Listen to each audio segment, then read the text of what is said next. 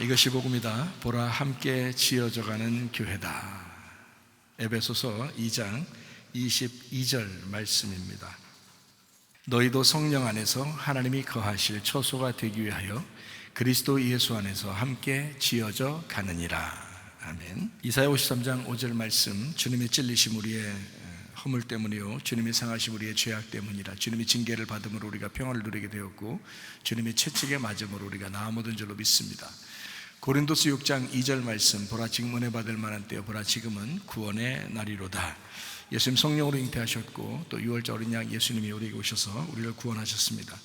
예수님 침례 받으실 때에 우리의 모든 죄가 그분에게 넘겨갔고 또 광야에서 세 가지 시험을 이기시고 아버지를 3년 반 동안 충실히 하시다가 십자가 못 박혀 돌아가시면서 다 이루었다 그랬습니다. 이제 죽음까지도 다 해결하셨다는 말이고요. 부활 승천하시고 우리에게 성령으로 함께 하십니다. 그래서 우리는 그 성령 안에서 다시 태어나야 된다. 이걸 거듭남이라고 합니다. 물과 성령으로 거듭나야 된다라고, 이 땅에 태어난 사람이 하늘로서 다시 태어나야 된다, 그런 말씀입니다. 예수 그리스도는 우리에게 치료자가 되시고 회복자가 되시고 우리를 인도하시는 구원자가 되십니다. 임마누엘 하나님이라고 할 때 우리와 늘 함께 하신다. 그 주님께 여러분이 마음의 평안이 올 때까지 기도하시기 바랍니다. 마음의 평안이 올 때까지 기도해서 그 마음의 평안이 오면 응답이 오는 거예요. 그대로 이루어집니다. 고린도전서 1장 10절 말씀이요, 같은 말을 하고 같은 생각, 같은 마음을 갖고요 그리고 같은 뜻으로 합해야 된다, 그런 말씀입니다. 히브리 13장 8절 말씀, 예수는 그리스도시요 어제 오늘이라 영원토록 예수는 그리스도가 되신다. 사도행전 4장 12절 말씀, 예수님 이외에는 우리에게 구원받을 만한 이름을 주신 적이 없습니다. 갈라디아 2장 20절 말씀, 내 믿음이 아니라 예수의 믿음으로 살아가야 승리할 수 있다, 그런 말씀입니다.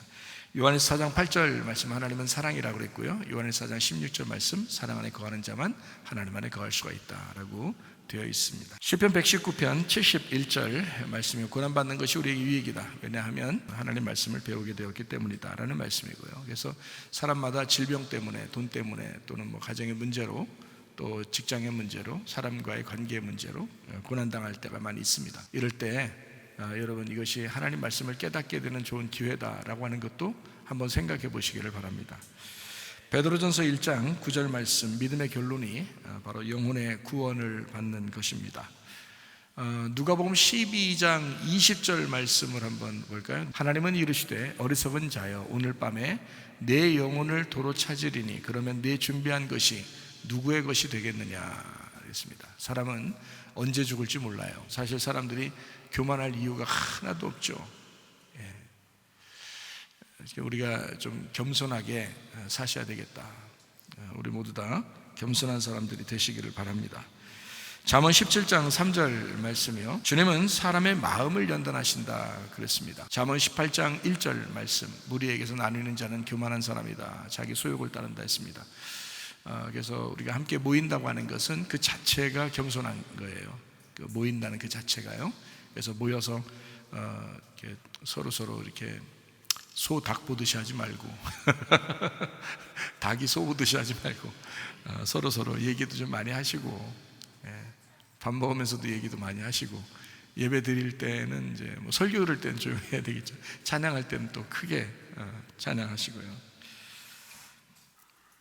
에베소 2장 22절 말씀입니다. 너희도 성령 안에서 하나님이 거하실 처소가 되기 위하여 그리스도 예수 안에서 함께 지어져 가느니라, 되어 있습니다. 제가 우리 학생들한테 편지를 오늘 받았어요. 편지 받은 거 한번 읽어줄게요. 사랑하는 목사님 사모님께, 안녕하세요 목사님 사모님, NCU 학생들입니다. 편지를 쓸 때마다 늘 드리는 말이지만 언제나 저희 곁에서 하나님의 사랑을 느끼게 해주셔서 감사합니다. 목사님의 포근한 웃음과 사모님의 진심 어린 걱정 때문에 매일매일 사랑으로 성장하는 저희 자신을 발견할 수 있었습니다. 몸과 마음이 부쩍 성장한 보고 말도 커피 타는 실력도 늘어난 동혁이 마음이 평안해진 예성이 더 이상 도망가지 않는 지연이 파란 안경 벗고 어느덧 맏형이 되어버린 종빈이 이제 매 순간 울기보다 웃을 줄 아는 용선이까지 또 뭐 다른 학생들도 있었는데, 이곳에 들어와 어리숙하고 모자랐던 저희가 조금이나마 이렇게 성장하게 되었습니다. 앞으로도 목사님께서 전해주시는 진리의 말씀과 무한한 애정으로 저희를 믿어주시는 사모님과 오래오래 함께하고 싶습니다. 비록 나약한 저희지만 진리의 말씀으로 무장하여 두 분을 지켜드리겠습니다. 말만 들어도 든든하네요. 건강하고 행복하세요. 목사님 사모님을 진심으로 존경하고 사랑하는 NCU 학생 올림, 이렇게 했습니다. 우리 학생들 이렇게 보면은 참 자랑스럽고 기특하죠. 참 잘 자라나고 있다, 이런, 뭐 목사님 사모님을 존경해서만 자랑스럽다는 게 아닙니다. 자체적으로 누가 보더라도 이렇게 우리 교회 학생들을 그렇게 다 의젓하게 보고 좋아하더라고요. 참 바르게 자라나는 학생들이다라고 누구나 다 칭찬하는 그런 학생들이에요.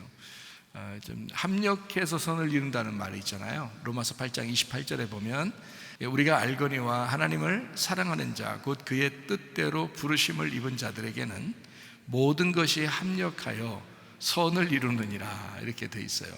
그러니까 모든 것이 합해진다는 말입니다. 그러니까 그리스도 예수 안에서 모든 것이 합해진다는 말이고요.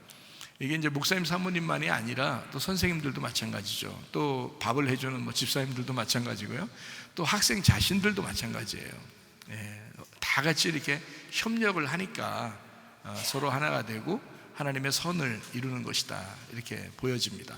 이것이 같이 하루 이틀에 세워진 게 아니라 계속 시간이 지나면서 점점 이렇게 건축이 되어가는 것 같은 거죠. 그러니까 건물이, 하나의 건물에 여러 가지 그 재료가 들어가잖아요. 그 재료가 들어가면서 서로 이렇게 다 어우러져서 하나의 건물이 되는 것처럼 그렇게 건축이 되어가는 것 같아요. 이것이 이제 성장이죠. 질적인 성장도 있고 그리고 양적인 성장도 있습니다. 그래서 이렇게 이제 겉의 모습들도 자라나는 거고요. 밥을 얼마나 많이 먹고 잘 먹느냐, 막 자라날 수밖에 없게 먹어요. 그리고 속에 내적인 질적인 것들도 이렇게 자라나게 돼 있어요. 그래서 이것이 이제 점점 자라나면서 서로 어우리고 이제 붙어 있고 협력해서 이게 건축이 되어가는 하나의 큰 좋은 아름다운 건물이 되어가는 그런 이제 학교를 볼 수가 있고, 또 교회의 모습도 볼 수가 있습니다. 여러분 한 사람 한 사람이 다 소중한 거예요. 여러분 한 사람이 나는 교회에서 뭐 별로 활동하는 것도 없고 뭐 그냥 이렇게 뭐 내가 없다고 누가 뭐 나에 대해서 관심도 없고 뭐 이럴 거야라고 생각할지 모르겠지만 안 그래요. 이상하게 가만히 있을 때는 별로 표시 안 났어도 빠지면 또 이게 표시가 나요. 희한하게 금방 표시 납니다. 또 일부러 또 표시 내보려고 한번 자기 좀 표시 내보려고 또 빠져보고 그러지 마시고, 함께 이렇게 다 어우러져 있는 자기 위치를 자기가 이렇게 잘 앉아있는 그 모습만 해도요 다 같이 아름다운 것입니다. 하나님이 보실 때는 그래요. 당신 한 사람이 별거 아닌 것 같아도 당신 한 사람은 하나님이 볼 때는 유일한 당신이에요. 당신을 대체할 만한 사람이 없어요. 당신을 대신할 만한 사람이 없다고요. 당신은 오직 당신이라고요. 얼마나 감사해요. 하나님은 그렇게 보신다니까요, 우리를 진짜로.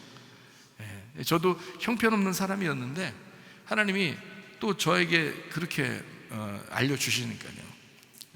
그래, 너를 대체할 만한 사람이 없어. 너만한 사람이 없어. 그러겠죠? 당신들도 마찬가지예요. 당신들도 다 너만한 사람이 없어. 너의 가정에는 너만한 사람이 없어. 이 교회의 집사님으로서 너만한 사람이 없어. 이 교회의 장로님으로서 너만한 사람이 없어. 이렇게 하나님이 다 여기신다고요. 그러니까 다 같이 자기가 정말 하나님이 보실 때는 소중한 사람이구나 라는 것을 인식하세요. 그거 인식하는 것도 중요한 거예요. 그래야 의욕도 생기고 그러죠. 그런 의식이 안 생기면 재미가 없어요. 인생에 그냥 언제 죽나 이렇게 생각되고 그 언제 죽나 하다가 죽으면 어떡하려고 그래요. 그 천국 가면 혹시 몰라도 그때 이렇게 시커먼 놈이 쫓아오고 그러면 어떡하려고 그래요. 큰일 나. 사람이 한 번 죽는 것은 사람에게 정하신 것인데 그 후엔 심판이 있는데요. 하나님이 딱 보실 때 진짜 내가 하나님 앞에 내가 참 떳떳하게 살았다. 교회 앞에 내가 떳떳하게 살았다. 그렇게 살다 가셔야죠. 그러니까 교회에서는 서로 협력하고 서로 하나가 돼서 하나의 교회, 하나의 건물을 이렇게 세워나가는 그런 한 교회가 되셨으면 좋겠습니다. 하나님이 우리 이제 그 교회의 모습을 보면 하나의 어머니와 같고, 그리고 과부의 모습과 같다라고 하는 것을 제가 말씀을 드렸습니다. 어머니를 대체할 만한 것은 이 세상에 없죠. 어머니가 그렇게 소중한 것입니다. 그러니까 이 세상의 모든 자녀들은, 자녀였던 사람 그리고 자녀인 사람들은 어머니 앞에 다 머리를 숙이고 무릎을 꿇어야 합니다. 왜냐하면 어머니를 대체할 사람은 없기 때문에. 그만큼 어머니라는 단어가 중요한 단어예요. 참 놀라운 단어예요. 그런 어머니인데 남편을 잃어버린 아내라면 어때요? 과부겠죠. 그러니까 하나님이 그 사람을 가만두겠냐고요. 가만 놔두지 않는다고요. 자기가 책임진다고. 내가 이제부터 너의 남편이 될게. 너 이 땅에서 주눅 들고 살지, 힘들어 살지. 다른 사람 앞에서 막 그냥 힘없는 척 안 하려고 막 애쓰면서 살아가고 있지. 내가 이제 남편이 될 거야. 응? 걱정하지 마. 내가 너의 남편이야. 얼마나 든든한 남편이야. 이 세상 웬만한 남편 100명보다 낫겠다. 이 세상에 형편없는 그 100명 되는 그 남편보다 훨씬 낫겠다. 한 명 남편이. 그렇다고 일부러 또 과부 되려고 노력하지 마시고요. 하여튼 과부에게는 그렇다는 거야. 그런 남편이 있다는 거예요. 어떤 남편? 우리의 진짜 남편 하나님 계시다는 거예요. 책임지겠다는 겁니다. 그 룻기서 여러분에게 잠시 한번 설명했었죠. 룻기서에 나오미도 과부, 룻도 과부. 근데 둘 다 어떻게 해요? 그 유쾌한 친구예요. 즐거운 친구라고요. 둘이 아름다운 친구라고요. 둘이 쌍으로 과부니까 두 배의 축복을 해주지 않으면 안 된 거예요, 하나님께서. 그래서 룻을 통해서 아무래도 이제 룻이 또 젊을 거니까 일하러 나갔죠. 그래서 나갔는데 보니까 우연히 보아스의 밭에 들어가게 됩니다. 보아스의 밭에 들어가서 일하다가 나중에 알고 보니까 주인이 보아스라는 걸 알게 됐어요. 집에 와서 시어머니에게 얘기를 하니까, 야, 너 딴 데 가지 마라. 야, 거기로만 가라, 거기로만. 그래서 이 우리 가족이야. 나중에 혹시 몰라. 이러면서 다 사인해 줍니다. 예? 다 눈치 내주고 사인해주고 다 길을 마련해줘요. 그래서 룻이라는 이 여자가 다른 데 안 가고 계속 보아스의 밭을 갑니다. 그리고 이 나오미가 보아스라고 하는 자기 그 친척에게 이 룻이라고 하는 자기 며느리를 소개하는 그런 장면이죠. 소개하는 거예요, 사실은. 그래서 룻을 이제 보내가지고 보아스가 잠자는 거 어떠니 가만히 봐라. 그래서 거기 잠자는 이불 네가 덮고 그냥 앉아 있어라 봐라. 뭔가 얘기할 거다. 기가 막힌 얘기죠. 그래서 나오미가 그렇게 한 대로 다 순종을 합니다. 순종을 해서 어떻게 됐다고요? 실제로 결혼하게 됐다고요. 실제로 결혼하게 됐어요. 그래서 아들을 낳았어요. 어떤 아들? 네. 그러니까 다윗의 할아버지가 되는 거죠. 네, 다윗의 할아버지. 야, 놀라운. 그러니까 이 보아스라는 사람이 아들을 낳게 되고, 이것은 어떤 아들이냐, 누구의 아들이 되냐면 누가 키우게 되면 나오미가 키우게 되는데, 사람들이 뭐라고 일컬었다고요? 룻이 낳았지만 뭐라고 했다고요? 나오미가 낳았다. 나오미가 낳았다. 그 시어머니가, 할머니가 낳았다. 그러니까 쌍과부가 같이 있었더니 쌍으로 아들을 줘버리는 거예요. 그 과부 할머니에게도 아들이라고 그러고요, 과부 며느리에게도 아들이라고 그러고요. 사람들이 둘 다. 그래서 실제로는 이제 나오미가 키우게 되죠. 나오미가, 할머니가 키우게 됩니다. 그렇게 이제 아름다운 이 스토리가 룻기서예요. 제가 룻기서를 보면서 참 거기 그 나오미가 룻한테 이제 그 부탁하는 장면이 나오는데, 나오미가요, 이 룻기서를 보면서 은혜 받고 나서 이 성경을 보니까요, 이게 달리 보이더라고요. 나오미가 룻한테 부탁하는 장면이 나와요. 어떤 부탁이냐면, 너 거기 이불을 들추고 그 안에 두어라 라고 얘기하는 그 장면이 나오거든요. 거기 보면서 얼마나 울었나 몰라요. 여러분이 볼 때는 그냥 어디서 눈물을 흘리는 그러는데 그 부분이 너무 눈물이 나는 거예요. 그게 이제 영적으로, 제가 영적으로 이게 막 이 말씀이 오니까 그래요. 그래서 막 눈물이 막 나더라고요. 왜 그러냐면 이불을 덮고 누워있는 보아스가 십자가 지시는 주님이에요. 거기에 이불을 들춰서 네가 그 십자가에 같이 있으라는 거예요. 그 십자가의 죽음에 함께 동참해라. 그가 뭔가 얘기할 거다. 막 눈물이 앞을 가리고 너무너무 진짜 그 모습을 보면서요, 야 진짜. 그래서 이 여자, 이 며느리는요, 시어머니 말씀 잘 듣고 순종했다가 축복받은 여자가 됐습니다. 그 어머니가 지금으로 말하면 교회예요. 지금의 교회의 말씀, 이 교회의 말씀이 있는 이 교회, 이것이 어머니입니다. 그러니까 그 어머니의 말씀에 순종하고 자기에게 아들이 생기는, 원래 남편이 죽었잖아요. 근데 거기서 아들이 생기는 거예요. 누구겠어요? 예수님, 하나님의 아들이 그 속에서 생기는 거예요. 그러니까 하나님은 놀라운 역사를, 그러니까 교회의 말씀에 순종하고 그 안에서 하나가 되려고 하는 사람이 하나님께서 얼마나 축복하시고 사랑하시는 사람이 되는 것인가를 룻기서를 통해서 보여주는 장면들이죠. 참 놀라운 이야기입니다. 그러니까 하나님은 과부에게 또는 어머니에게 함부로 대하지 않는 하나님이시다라고 하는 것을 우리가 이해할 수 있고요. 그 누가복음 7장에 나오는 나인성의 과부에게도 아들이 죽었을 때 어떻게 했다고요? 다시 살려서 어머니의 품에 다시 돌려드리는 그 주님의 마음, 그게 이제 우리 하나님의 아버지의 마음이신 거죠. 열왕기상 17장에 나오는 시돈 땅에 있는 그 과부에게도 아들이 죽었을 때 하나님이 다시 그 아들을 그 품에 돌려드리는 그런 놀라운 하나님의 사랑, 이것을 우리는 배우게 됩니다.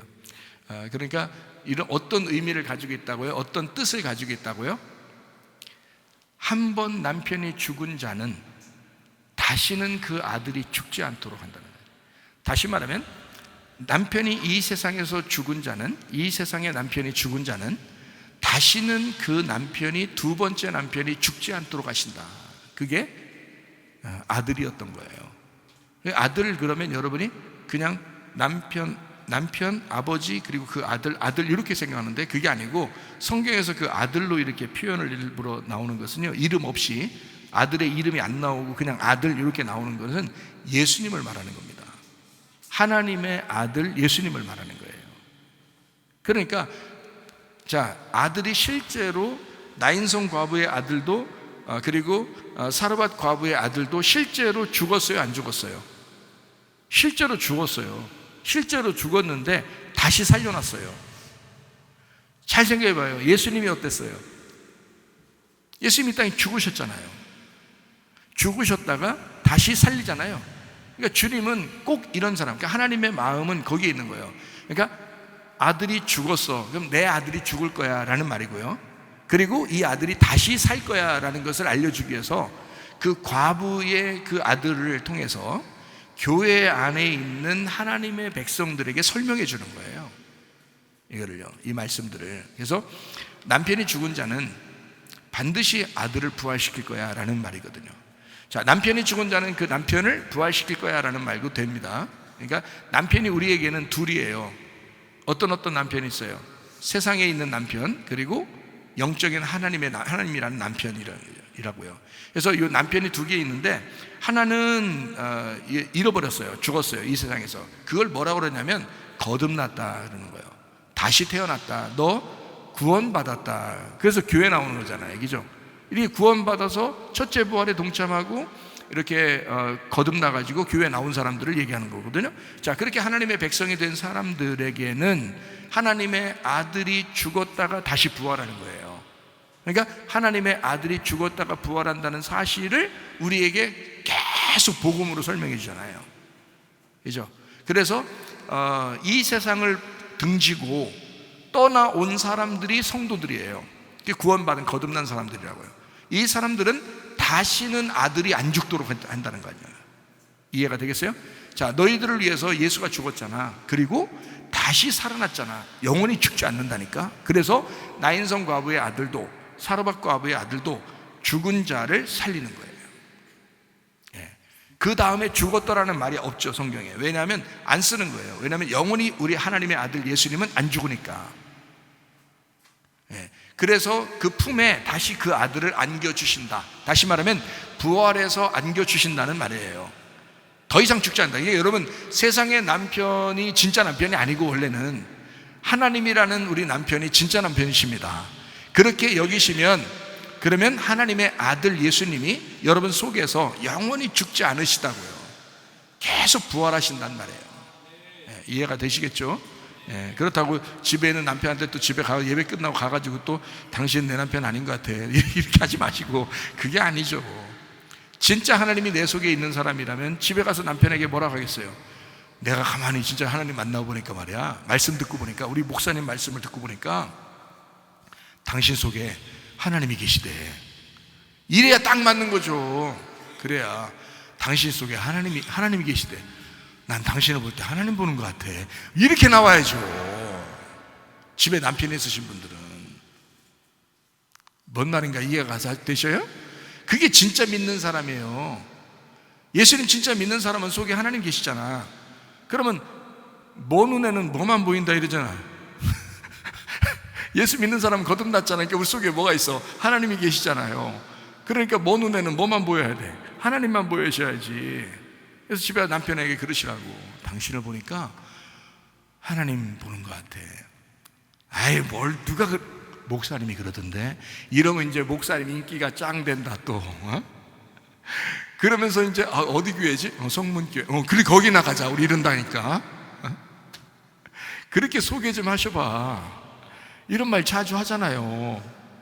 하나님 보듯이 살으라고 그렇게 하잖아요, 제가. 그런 말 좀 자꾸 소개해 주셔봐. 목사님 띄우려고 얘기하는 게 아니라 교회에 나오게 하려고 그러는 거야. 교회에 나오게 하려고. 주의 말씀을 들어야지. 그래서 그렇죠? 그래야 구원받고 그러죠. 안 믿는 저희 남편들을 얘기하는 것입니다. 믿는 분들은 같이 나오시니까 전혀 문제가 없어요. 또 남편들은 이런 얘기를 들으면서 그렇지, 내가 하나님과 같은 남편이 돼야 되겠다. 내가 하나님과 같은 남편이 돼야 되겠다. 당신 나를 볼 때 하늘을 보듯이 봐. 이런 말 아니에요. 그런 말 아니에요. 뭔 하늘이요. 어느 날 하늘 갈게요. 우리 하나님이 계신데 내가 그 빛을 받은 사람이란 말이야. 그러니까 하나님이라는 빛을 소개하는 사람이 돼야지. 이렇게 남편들은 그런 마음을 가지셔야죠. 평생에 내가 코 꼈다. 평생에 내 아내에게는 내가 평생 사랑하고 가야지. 그게 남편이지. 그게 남편이지 뭐. 그게 진짜 남편이에요. 그게 어떤 진짜 남편? 예수님이라는 남편. 우리 그 예수님 죽었다가 살아나신 남편. 그 예수님이 들어온 남편. 그게 진짜 아니에요. 그게 진짜 그리스도인이잖아. 사람이요, 사람 안 바뀐다. 그 말이죠. 사람 안 바뀐다. 그 기질적으로 안 바뀐대요. 사람이 기질적으로 막 활발했던 사람이 예수님 딱 믿으니까 갑자기 코 쑥 빠지고 이렇게 살지는 않는다는 거야. 활발했던 사람이 예수 믿어도 활발하게 살 수 있다는 거예요. 또 막 원래 좀 이렇게 좀 조용한 편 있잖아요. 내성적이고 조용하고 이렇게 그런 사람들 있잖아요. 예수 믿어도 그건 안 바뀐대요. 그런 건 잘 안 바뀐대요. 원래 모르겠어요. 저는 예수님 믿으면 그런 것이 다 바뀐다고 나는 생각을 하는데 이제 기질적으로 이렇게 연구한 사람들 심리학적으로는 안 바뀐다네요. 이게 기질적으로 볼 때는 이게 안 바뀐대요. 근데 뭐는 바뀌냐면 성격은 바뀐답니다. 예수 믿으면 성격은 바뀔 수 있대요. 만약에 예수 믿었는데 성격도 안 바뀌었다, 그러면 아직 구원받은 게 아니야. 아직 구원받은 게 아니야. 반드시 성격은 바뀌게 돼 있대요. 성격. 그러니까 성격은 바뀔 수 있는, 요동치는 건데, 움직일 수 있는 건데, 기질 같은 건 잘 안 바뀐다. 사람 안 바뀐다는 게 기질적으로 안 바뀐다는 뜻이고요.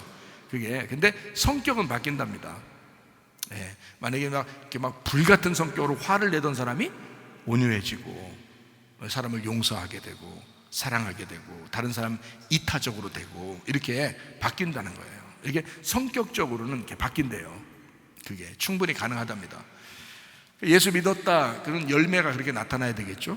성령의 열매가 이렇게 나타나요. 사랑과 희락과 화평과 오래 참음과 자비 양선과 충성과 온유와 절제, 이런 게 나타나죠. 하나님의 통치를 받는 겁니다. 이 성격이. 그래서 기질적으로는 안 바뀌었지만 그러나 성격이 바뀌니까 이 사람이 바뀌게 보이는 거예요. 네. 그러면 거듭난 거라요. 얼마나 감사해요. 그러니까 예수 안 믿는 사람들 말고 우리 예수 믿는 사람들끼리 얘기하는 거잖아요. 이게 말씀이라는 거, 성경은 예수 믿는 사람들에게 얘기하는 거거든요. 그 믿는 사람들에게 하는 얘기입니다. 여러분, 협력해서 손을 이루셔야 합니다. 남편과 아내도 서로 협력해서 손을 이루셔야 하고요. 부모 자녀 간에도 마찬가지고, 목사와 성도도 마찬가지, 성도와 성도끼리도 마찬가지, 목장끼리도 마찬가지입니다. 서로 협력해서 선을 이루셔야 합니다. 자기만 쏙쏙 빠져나가고 이러면 안 돼요. 같이 이렇게 협력해가지고 내가 뭘 어떻게 함께 할 수 있을까, 그러면서 자기가 자꾸 가루가 되는 거죠. 그러니까 하나님은 우리가 이렇게 협력하려면 나 자신이 자꾸 가루가 돼야 되잖아요. 그런 것처럼 하나님은 우리의 성격도 자꾸 바꾸십니다. 저는 이제 기질도 바뀐다라고 생각을 했었는데, 뭐 심리학적으로 그게 기질은 잘 안 바뀐다 하니까, 근데 제가 이제 성경을 보는 입장은 이렇게 본 거거든요. 그런즉 누구든지 그리스도 예수 안에 있으면 새로운 피조물이라, 이렇게 이전 것은 지나갔으니 보라 새 것이 되었도다. 이래서 저는 어떻게 이제 성경을 보게 되냐면, 우리가 우리의 피로 살았는데 예수의 피로 바뀌었다. 그러면 사람이 피가 바뀐 거잖아요. 그럼 피가 바뀌면 생명이 바뀐 거거든요. 그러니까 완전히 죽었다가 다시 부활한 거예요. 새로운 인간으로 부활한 거예요. 생기가 들어간 거죠. 그러니까 완전히 다르죠. 그러니까 흙덩어리로 살다가 생기가 들어간 삶을 살게 되니까 완전히 다른 삶을 살아간다. 저는 이렇게 생각하거든요. 그래서 기질 자체도 바뀔 수가 있을 것이다 라고 저는 생각하는데, 어쨌든 뭐 세상적으로 볼 때는 뭐 기질은 안 바뀐다, 성격만 바뀔 수 있다 이렇게 얘기하니까 뭐 그것도 뭐 성경적이고 괜찮아요. 왜냐하면 성령의 열매가 우리 속에 자꾸 맺히면 처음엔 아니더라도 점점 계속 성격도 바뀌고 이제 그렇게 하니까, 구원받으면요. 어쨌든 여러분, 예전보다 지금이 점점 변화되고 있어야 합니다. 점점 여러분은 그리스도를 사랑하고 그리스도의 교회, 몸된 교회를 더 사랑하고 서로가 서로 용서하고 사랑하는 그런 쪽으로 계속 이 마음들이 점점 바뀌어야 되는 거예요. 또 아내와 남편이, 또 부모와 자녀가, 또 교회 안에서 이렇게 서로 사랑하는 것이 점점 바뀌어야 정상이에요. 그게 정상이에요. 그리스도인의 정상이에요. 하루아침에 막 엄청나게 바뀌진 않았을지도 몰라요. 그렇지만 계속 바뀔 수 있는 거죠. 그리고 계속 바뀌어야 하죠. 이게 좋은 쪽으로요. 나쁜 쪽으로 바뀌면 안 되고요. 좋은 쪽으로 계속 바뀌어야 되죠. 그렇게 하나님 말씀 안에서 서로 협력하는 그 모습이 교회를 또는 가정을 자꾸 건축해 나간다는 거죠. 이렇게 세워져 나간다는 거예요. 그러니까 주님이 우리를 사랑하기 때문에 그게 가능하다. 우리는 율법으로 억지로 나 자신을 고치고 열심히 살아가려고 하고 이래서는 되는 게 아니에요. 그건 하다 말죠. 하다 안 돼요. 그건 자기 믿음이기 때문에 안 되는데, 그리스도의 믿음은 자꾸 되는 거예요. 더 되는 거예요. 왜 그러냐면 사랑해 주니까. 주님이 우리를 사랑해 준 걸 점점 깨달으니까, 말씀을 통해서 점점 그걸 깨달으니까, 사랑스러우니까 점점 더 하는 거예요. 사랑스러우니까. 주님을 알면 알수록, 그래서 주님을 진짜 말씀으로 아는 사람이 더 주님께 가까이 나갈 수 있는 건 왜 그러냐면, 주님을 더 알게 됐으니까, 주님을 더 사랑하게 됐으니까, 주님과 동침하게 됐으니까. 그러니까 자기도 모르게 자꾸 더 사랑이 나오는 거예요. 자기도 주님이 사랑해 줬다는 것을 알게 됐으니까 말이에요. 그러니까 교회는 사랑으로 이루어지는 것입니다. 율법으로 이루어지는 게 아닌 것 같다. 사랑으로 이루어지는 것이다. 그러니까 옆에 사람들도 이렇게 한 번씩 쳐다봐 주세요. 정말 사랑스러운가, 조금 이렇게 그런가. 이게 좀 사랑스럽죠. 아무래도 사랑스럽다라고 봐보세요. 그러면 또 사랑스럽게 보여요. 그렇게. 자, 과부의 아들은 어떻게 된다고요? 죽어도 살아나야 된다. 남편 잃은 여인은 다시는 남편을 잃어버릴 수가 없다. 이렇게 되는 것입니다. 그게 하나님의 뜻이다. 그게 하나님의 뜻이다. 자, 요한복음 7장 38절 39절 말씀입니다. 나를 믿는 자는 성경의 이름과 같이 그 배에서 생수의 강이 흘러나오리라 하시니, 이는 그를 믿는 자들이 받을 성령을 가리켜 말씀하신 것이라. 예수께서 아직 영광을 받지 않으셨으므로 성령이 아직 그들에게 계시지 아니하시더라. 그러니까 예수님이 이 땅에 계실 때는 예수님에게만 성령이 있었습니다. 근데 예수님이 죽으시고 부활하셔서 이제 부활하시고서 제자들 만나서 성령을 받으라 그랬고, 그 다음에 오순절 성령 충만 때 성령의 충만이 막 임했습니다. 그리고 3,000명이 회개하고 구원받게 됐습니다. 그 구원은 어떻게 받죠? 성령이 오니까 구원받았다는 거예요. 성령이 오니까 구원받았다 그러는 거거든요. 그러니까 예수님을 이제 받아들였을 때, 우리가 받아들일 때 성령이 우리에게 임하시는 거죠. 그 전에는 예수님과만 있어요. 예수님과 함께 성령이 있을 때는 계속 예수님과 같이 있는 사람만 구원받았어요. 예수님과 같이 있는 사람만, 예수님 만나는 사람들만 구원받았어요. 근데 지금 어때요? 지금 누구에게나 말씀을 받아들이고 어디에 있으나 예수님을 받아들이면 구원을 받게 되죠. 왜냐하면 성령이기 때문에요. 성령이기 때문에 어디든지 계시고, 그분이 한 분이신 성령님, 한 분이시지만 어디든지 계신 하나님, 그 하나님이 말씀을 통해서 그에게 들어가는 거거든요. 구원받는 거예요. 거듭난다. 성령이 오시면, 오셔서 하시는 역할은 교회 세운 일입니다. 성령이 오셔서 하신 역할은 교회 세운 일이에요. 자, 하나님의 아들 성령이 우리 안에 있으면 다시는 우리를 잃어버리지 않는다. 자, 우리의 배에서 어떻게 된다고요? 생수의 강이 38절에 보니까 생수의 강이 흘러나리라 그랬죠? 예, 배에서 생수의 강이 흘러난대. 아니, 딴 데서 흘러나면 안 되는 거예요? 왜 계속 배에서 흘러나오죠? 생수의 강이 배에서 흘러나와야 돼. 그죠? 아니, 배 만져보세요. 한번 여러분 배 좀 한번 만져보세요. 배에서 좀 흘러나올 것 같은가? 점심 드시고 또 이게 또 물 많이 마셨다고 또 이게 물배가 또 찼다고 이렇게 흘러나오는 거 아닌가 이렇게 생각할지 모르겠는데, 만져보세요 한번 배를. 물 많이 마시면 물소리도 나고 막 이러죠, 이 속에. 밥 많이 먹으면 막 똥배도 막 많이 나오고 이렇게. 배에서 흘러나리라 그렇게 말해요. 왜 그랬을까라고 하는 것을 생각해 보면 이런 겁니다. 배라고, 우리의 배라고 하는 건요, 여기 배라, 성경에서 말하는 우리의 배라고 하는 건요, 뭘 의미하는 거냐면 코일리아라고 그래요. 코일리아. 이 코일리아라는 게 속이 빈 배, 이 자궁, 가슴 이렇게 얘기하는 게 이게 코일리아라는 단어거든요. 그런데 이제 이 단어를 쓸 때 배라고 하는 거를 같이 이렇게 쓰려면, 배라고 하는 걸 쓸 때는요, 사람 배, 몸에 있는 배, 요거를 쓸 때는 요런 의미로 쓰는 게 있어요. 어떤 의미로 쓰냐면 누가복음 23장 29절 말씀에 보면 이렇게 돼 있어요. 보라, 날이 이르면 사람이 말하기를 잉태하지 못하는 이와 해산하지 못한 배와 먹이지 못한 젖이 복이 있다 하리라 이랬어요. 그러면 원래는 아기를 낳아야지 복 받은 거죠. 근데 아기를 안 낳는 게 복이래요. 그렇죠? 이상하죠, 그죠? 이게 이제 말세는 그렇다라고 하는 얘기도 될 수 있는데요.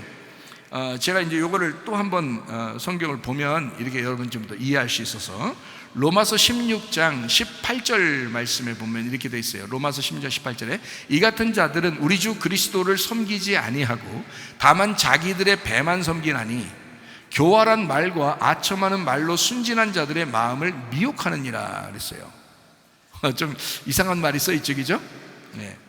자, 고린도전서 6장 13절 말씀이요, 음식은 배를 위하여 있고 배는 음식을 위하여 있으나 하나님은 이것저것을 다 패하시리라. 너 먹는 거 있잖아, 배, 똥배 이런 거 다 패하시리라. 몸은 음란을 위하여 있지 않고 오직 주를 위하여 있으며 주는 몸을 위하여 계시느니라. 그러니까 너희들 똥배 나오는 거, 먹는 거 이런 거 있잖아, 다 사라질 거야. 그리스도의 몸만 남을 거야. 그리스도의 몸만 그리스도의 배만 남을 거야 이거예요. 자, 조금 더 봐요. 빌립보 3장 9절 말씀입니다. 그 안에서 발견되려 함이니 내가 가진 의는 율법에서 난 것이 아니요 오직 그리스도를 믿음으로 말미암은 것이니 곧 믿음으로 하나님께로부터 난 의라. 그래서 빌립보 3장 19절 말씀으로 이렇게 되어 있어요. 그들의 마침은 멸망이요 그들의 신은 배요 그 영광은 그들의 부끄러움에 있고 땅의 일을 생각하는 자라 이랬습니다. 저들의 신이 배래요. 그러니까 배를 믿고 사는 거예요. 배를 믿고 사는 거야. 요한계시록 10장 9절 10절입니다. 내가 천사에게 나아가 작은 두루마리를 달라 한즉 천사가 이르되 갖다 먹어버려라. 내 배에서는 쓰나 내 입에는 꿀같이 달리라 하거늘 내가 천사의 손에서 작은 두루마리를 갖다 먹어버리니 내 입에는 꿀같이 다나 먹은 후에 내 배에서는 쓰게 되더라. 이렇게 돼 있어요. 지금 여기 성경에 나오는 배라고 하는 말들이 다 긍정적으로 좋은 말이 나와요? 아니면 안 좋은 말로 나와요? 안 좋은 말로 나와요. 그렇죠? 그러니까 이 배라고 하는 것을 여기 성경에서는 어떻게 하냐면 욕심, 욕망 이런 걸로 이렇게 표현을 하거든요. 그러니까 우리의 욕심과 욕망 이런 게 있으면 그것은 써야 되죠. 그리고 그것이 잉태돼서 출산하면 안 되겠죠. 그것이 막 이 욕정과 욕망이 자꾸 속에서 막 나오려고 해요, 안 해요? 사람들이 하죠. 인간들이 그렇게 산다고요. 그것이 나오려고 했을 때 그것이 진짜 임신을 하게 되면 이 욕망과 욕정이 배에서 임신하게 되면 그러면 화가 있다는 겁니다. 그건 복이 없다는 거예요. 오히려 그런 것을 임신하지 못했을 때 복을 받은 사람이라는 거예요. 그렇죠? 그러면 자, 욕망과 욕정이 여러분 속에 교회를 다녀도 있어요, 없어요? 있다고요. 그러면 자, 욕망과 욕정이 우리 속에 있으면 우리는 이제 어떻게 해야 돼요? 그냥 그대로 살아야 돼요? 이 배를 신으로 삼고 배의 욕심대로 욕망대로 막 살아야 돼요? 아니면 어떻게 살아야 돼요?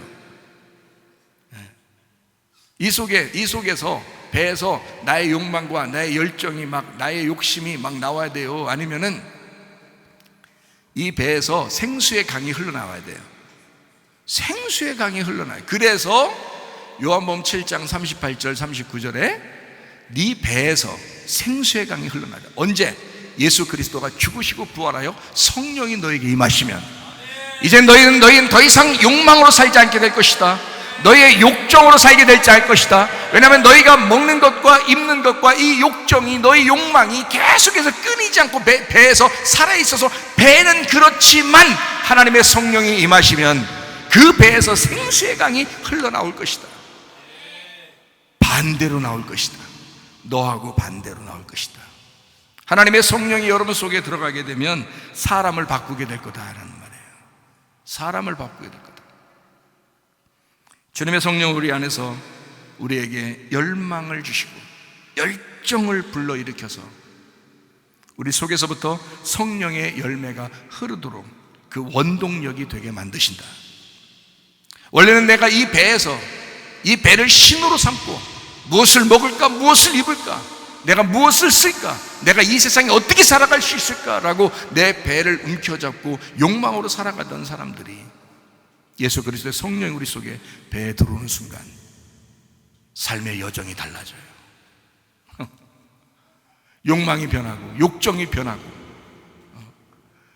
주님에 대한 그 열망, 주님에 대한 그 열정적인 마음이 막 생겨나는 거죠. 주님을 향한, 교회를 향한 그 열정이 막 생겨난다는 거죠. 그게 진짜입니다. 그게 하나님의 성령을 받은 사람들의 모습입니다.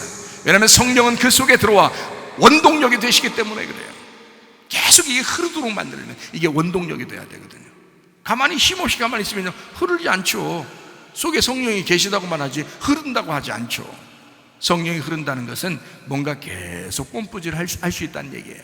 계속 원동력으로 힘이 있다는 얘기예요. 여러분, 교회에 대한 열정이 살아나시길 바랍니다. 주님께 대한 그 열망이 살아나시길 바랍니다. 여러분 스스로가 이 배를 움켜잡고 욕망으로 살지 말라 이 말이야. 욕정으로 살지 말라 이 말이야. 그리스도의 마음으로 사셔야 합니다. 성령이 오시면 나의 자존심이 사라질 것이고 너와 내가 하나 되어 우리가 될 것입니다. 이게 협력하여 선을 이루는 모습이에요. 하나님의 성령이 오시니까 그런 거예요. 그리스도 안에서 시체가 될 것이냐, 아니면 그리스도 안에서 지체가 될 것이냐. 여러분 어떤 사람입니까? 교회에 왔지만 여전히 죽은 사람 같은 시체 같은 사람, 그렇게 살아갈 것인가? 아니면 교회 와서 서로 몸의 지체가 되어 나도 이 가운데 하나의 유기체며 나는 이 가운데 하나의 생명체로 살아가고 있다. 배에서 흐르는 사람, 성령이 흐르는 사람, 살아있는 사람. 우리 교회에 그런 사람들이 넘쳐나시기를 바랍니다. 우리는 함께 지어져가는 교회로 성장해야 합니다. 에베소서 2장 22절의 말씀입니다. 너희도 성령 안에서 하나님이 거하실 처소가 되기 위하여 그리스도 예수 안에서 함께 지어져 가느니라. 과부와 과부의 아들은 서로 하나 되어야 했습니다. 교회와 그리스도는 하나 되어야 합니다. 서로가 뗄래야 뗄 수 없는 지체 같은 그 과부와 과부의 아들, 그들은 서로 하나일 수밖에 없어요. 하나님은 그들을 떼어놓지 않는단 말입니다. 그게 하나님의 사랑이라는 거예요. 그러니까 여러분, 우리 교회에서 교회와 그리스도 하나님의 아들이 뗄래야 뗄 수 없는 관계가 돼야 되는 거죠.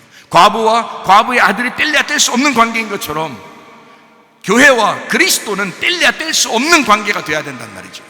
그게 하나님의 마음이라는 것입니다. 왜 과부를 사랑하시고 그 아들을 그 과부에게서 떼어놓지 않고 다시 연결시켜 주시는 하나님이시냐면, 하나님의 사랑, 그게 하나님의 말씀의 뜻이었으니까. 교회는 그래야 되니까. 교회는 이 교회 가운데 하나님의 아들이라는 예수가 떨어져 나가면 안 되니까. 다시 붙여줘야 하니까. 다시 말씀으로 생동력 있게 만들어줘야 하니까. 다시 살려줘야 하니까. 그래서 말씀이 계속 끊이지 않게 만들어준단 말이에요. 계속 부활하게 만들어준다 이 말입니다. 여러분, 여러분의 생명을 살리기 위해서예요. 하나님이. 세상의 남편을 잃어버린 과부, 교회는 하늘의 남편이 유일하게 남겨놓은 그 아들과 함께 살아나야 합니다.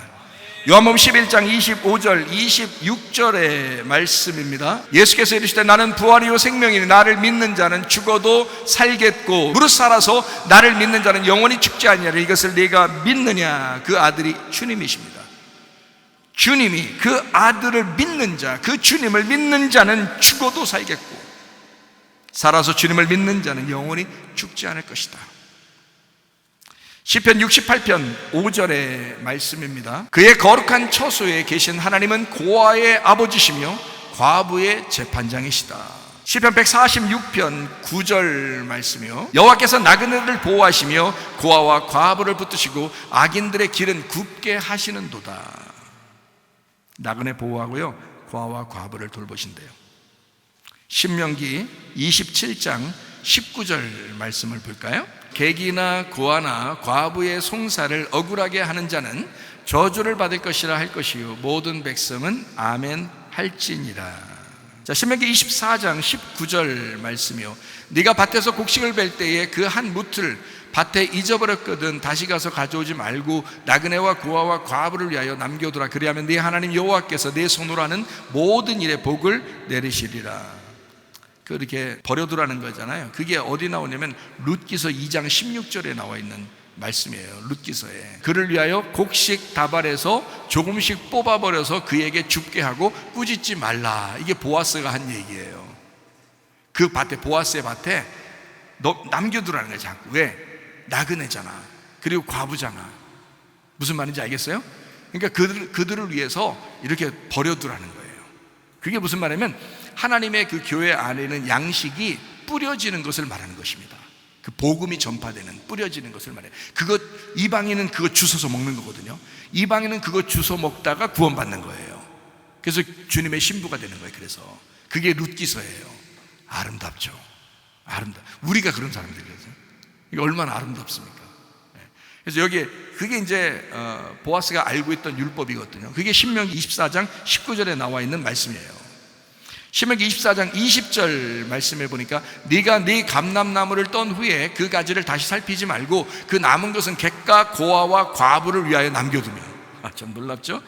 과부를 향한 하나님의 사랑 놀랍습니다. 객과 고아를 향한 하나님의 그 사랑은 참 놀랍습니다. 쌍과부에게 아들 예수님을 주시고 다윗의 조상이 되는 축복을 안겨주셨습니다. 그게 우리 하나님이십니다. 하나님은 나그네의 집이 되시고요. 나그네가 왜 나그네라고요? 집이 없으니까 나그네. 그래서 하나님은 나그네에게 집이 되시고 고아에게 아버지가 되시고 과부에게는 남편이 되십니다. 그게 우리 하나님이셔요. 하나님은 사랑이셔요. 그래서 이 구약 성경 율법적으로 딱 정해놨어요. 야, 나그네하고 과부하고 고아는 건들지 마라. 그들에게 눈물 나게 하지 마라. 그들 슬프게 하지 마라. 내가 가만히 있지 않는다. 이게 하나님의 사랑이에요. 그러니까 다른 사람 다 건드려도 나그네 건들고 고아 건들고 과부 건들고 그러지 마세요. 그렇다고 다른 사람 다 건들고 돌아다니지 말고, 그게 아니라 다른 사람도 건들지 말아야 되지만 나그네하고 고아하고 과부는 건들지 말아야 된단 말이에요. 왜냐하면 하나님이 다 보고 계시다. 하나님이 다 보고 있어요. 세상의 집을 잃어버린 나그네 교회, 하늘의 아들이 유일하게 남겨놓은 교회와 함께 살아야 합니다. 세상의 아버지를 잃어버린 고아 교회, 하늘의 아버지가 유일하게 남겨놓은 성령과 함께 살아야 합니다. 세상의 남편을 잃어버린 과부 교회, 하늘의 남편이 유일하게 남겨놓은 아들과 함께 살아야 합니다. 나그네와 고아와 과부를 보살피기 원하시는 주님의 품으로 돌아오시기를 바랍니다. 하나님은 사랑이십니다. 교회와 하나 되어 함께 걸어가셔야 합니다. 왜냐하면 교회가 하나님이 그토록 사랑하는 과부거든요. 교회가 하나님이 그토록 사랑하는 하나님의 아내거든요. 주님은 우리 교회를 잃어버리지 않을 것입니다. 에베소 2장 22절 말씀 나누고 정리하고 마치겠습니다. 너희도 성령 안에서 하나님이 거하실 처소가 되기 위하여 그리스도 예수 안에서 함께 지어져 가느니라. 교회는 혼자 이루어질 수 없습니다. 하나가 이루어지는 것을 그걸 교회라고 그러면 안 되죠. 그걸 성전이라고 하죠. 거룩한 사람이다, 거듭났다, 구원받았다, 이것까지는 돼요. 그러나 교회는 여러 사람이 모이는 걸 말하거든요. 그래서 교회는 혼자 이룰 수 없습니다. 청년 학생들이 저를 도와주지 않으면 저도 목사로서 참 재미없을 거예요. 우리 학생들이 편지하면서 늘 하는 말이 목사님 진리의 말씀을 전해주셔서 감사합니다, 이런 말씀을 항상 편지 가운데 쓰거든요. 참 저도 진리의 말씀을 전하려고 무척 애쓰고 그렇게 살아가는 사람인데, 우리 학생들이 또 그렇게 알아주니까 참 기뻐요. 진리의 말씀 얘들이 아나? 얘들이 굉장히 깊이 굉장히 깊은 말씀들이 많은데 이걸 알아서 나한테 얘기하는 건가? 뭐 이런 생각도 들어요. 어쨌든 자기들 뭐 이해가 된대요. 하도 들으니까 그런가 이해가 된대. 그래서 이런 말씀을 듣고 다른 걸 이렇게 보면 비교가 된대요. 이게 알겠대요. 이게 뭔가 들린대. 이해가 된대요. 그래서 참 어떤 게 참 감사하기도 하고, 야 진짜 많이 컸다, 이런. 제가 이런 어린 학생들 나이 때는 전혀 몰랐어요. 진짜 전혀 몰랐어요 그때는. 야 근데 이 아이들이 이런 말씀, 이런 어려운 말씀을 들으면서 이해가 된다? 쉬운 게 아닌데. 이거 지금 학생들 중심으로, 학생들에게 이렇게 중심으로 말씀을 증거하는 게 아닌 게 되게 많아요, 우리 교회가. 어떤 분은 선교사님들도 듣고요, 어떤 분은 목사님들도 듣고, 어떤 분은 장로님, 권사님 이렇게 듣거든요, 다른 교회도. 그럼 들으면 그분들도 어려워가지고 연락도 오고 그러거든요. 어렵다고, 어려운 말씀인데 몇 개를 들으니까 그때 좀 이해가 되더래요. 그렇게 하는데 우리 학생들이 좀 이해가 된다 그러니까 참 새삼스럽기도 하고 또 기특하기도 하고, 참 애들이 성장했다 이런 생각도 들고요, 참 감사하거든요. 협력해야 됩니다. 저 혼자 이루어지는 게 아니에요. 교회가 어떻게 혼자 이루어집니까? 여러분 혼자 어떻게 교회라고 하세요? 말도 안 되는 소리예요. 목장들이 서로 협력하고 하나가 돼야 되고요, 교회가 서로 협력하고 하나가 돼야 되고요, 목사하고도 서로 협력하고 하나가 돼야 됩니다. 그래서 서로 협력하고 하나 되는, 혼자 이루어질 수 없는 거니까 함께 지어져 간다. 함께 지어져 가는 것이다. 예배를 통해서 교회는 건축됩니다. 예배를 통해서요. 자, 예배가 핵심입니다. 목적이 뭐예요? 예배가 핵심인데 목적이 뭐예요? 교회입니다. 교회 건축이 목적이에요. 예수 그리스도께서는 자기의 몸된 교회를 세우는 것을 목적으로 알았어요. 그게 새 창조라고 그런 겁니다. 요거를. 그 새 창조를 위해서는 예배가 필수적이라는 거예요. 그래서 그 예배는 어떻게 예배드려야지 진짜 예배 잘 되는 거냐? 영과 진리로 예배드려야 돼요. 이거 말씀을 깨달아야 된다는 거예요. 말씀을 깨닫고 영과 진리의 말씀을 깨닫고 이거 될 때 예배가 성공하고, 예배 때문에 교회가 건축된다는 거예요. 이게. 그러니까 그리스도의 몸된 교회는 돈으로 이루어지는 게 아닙니다, 여러분. 건물 벽돌로 이루어지는 게 아닙니다. 그거는 말씀으로 인하여 말씀의 예배를 통해서 이루어지는 것입니다. 그게 교회예요. 그러니까 목적은 교회를 이루는 거고 핵심은 예배라는 거예요. 그래서 핵심이라는 예배를 통해서 교회를 건축하는 것이 하나님의 뜻이고 하나님의 갈망이란 말이에요. 창조 전부터 하나님 속에 있던 갈망, 그 마음속에 있었던 그것, 교회 세우기, 교회 건축하기, 그거였어요. 하나님의 마음속에는. 그래서 예배를 통해서 교회를 건축하는 목적, 교회는 다른 말로 말하면 연합입니다. 교회라는 말은요, 다른 말로 이렇게 우리가 굳이 한국말로 다른 말로 우리가 굳이 따진다면 평화입니다. 왜냐하면 평화가 이렇게 서로 합력하고 화목해야지 평화가 이루어지잖아요. 그 교회예요. 그게 연합하는 게 서로 이렇게 이게 합해지잖아요. 그 교회예요. 그게. 그러니까 교회가 연합이고 연합이 교회예요. 평화가 교회고 교회가 평화인 거예요. 그거를 하나됨이라고 그래요. 그래서 하나됨이 그게 교회예요. 그러니까 성문교회, 이걸 다른 말로 성문 하나됨, 이래도 같은 말이에요. 이게 하나됨이라는 말이 교회니까. 그거를 이제 우리나라 말 이제 그 한문으로 이렇게 해서 한문으로 교회, 가르칠 교회하고 모일 회자에서 가르치는 모임 이렇게 만들어서 그렇죠. 가르치는 모임, 이렇게 가르침 받고 가르치는 가르침 받고 가르치는 모임, 이렇게 해서 교회 이렇게 한문으로 쓴 거죠. 헬라어로는 에클레시아 그런 거예요. 에클레시아. 그러니까 그건 부름받은 무리들, 하나님의 백성들, 이스라엘 백성들이 광야 교회에 있었다 그랬죠. 그러니까 광야 교회에 있었다는 말은 사도행전 7장에 나오는 광야 교회에 있었다는 그 말은요, 그들이 하나님이 애굽에서부터 불러내서 광야로 모아놨다 해서 광야 교회라고 그런 거예요.